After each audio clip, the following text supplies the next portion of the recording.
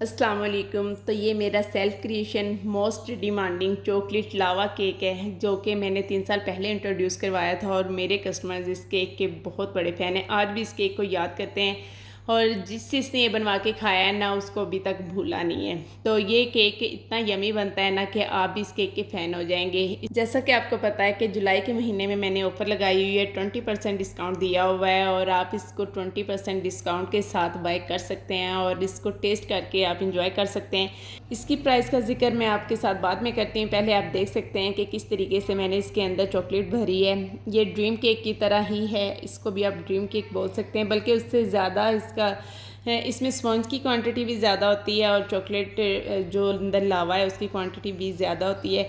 और ये अच्छा खासा इसका साइज़ होता है। आप 2 पाउंड में अगर बनवाएंगे तो आप एक पूरी फैमिली 8 से 10 लोगों के लिए ये इनफ होता है।